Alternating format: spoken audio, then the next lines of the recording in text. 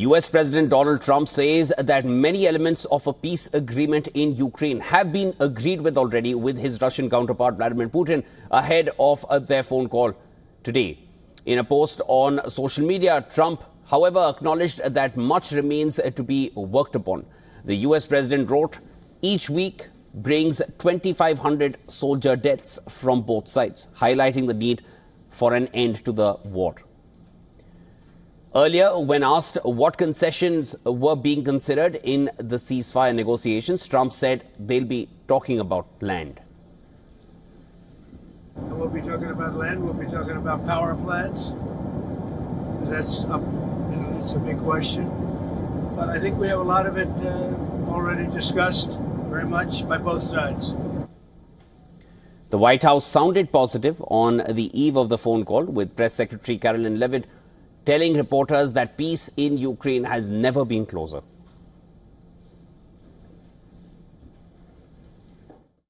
I won't get ahead of those negotiations, but I can say we are on the 10th yard line of peace, and we've never been closer to a peace deal than we are in this moment. And the president, as you know, is determined to get one done. When asked as to what the talks might cover, Leavitt said a discussion over a power plant on the border of Russia and Ukraine was likely. The facility is most likely the Zaporizhia nuclear power plant, the largest in Europe. It has been occupied by Russian forces since March 2022, and fears of a nuclear accident have persisted due to fighting in the area.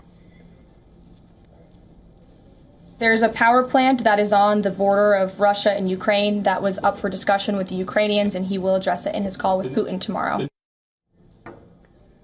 Kremlin, on the other hand, declined to comment on what the leaders would be discussing, with spokesperson Dmitry Peskov saying, "We never do that."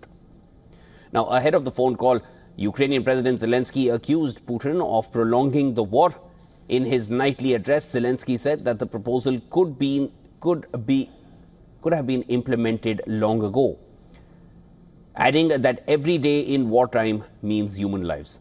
Zelensky's statement comes as the UK and France have urged Putin to prove he wants a peace deal with Ukraine. French President Macron lauded the courage of Ukraine in agreeing to a ceasefire proposal and challenged Russia to do the same.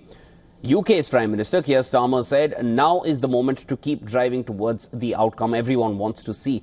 Their statements come as military chiefs from about 30 countries are all set to hold fresh operational planning meetings in London to game out how they would commit peacekeeping troops to a post-war Ukraine. Now, this even as things remain tense on the battlefield. Just on Monday, Russia claimed its forces had captured Stepov, which is a village in Ukraine's southern Zaporizhia region, although open-source battlefield maps showed it outside Moscow's control. Russia is all pumped up since its forces ousted Ukrainian troops from the Kursk region.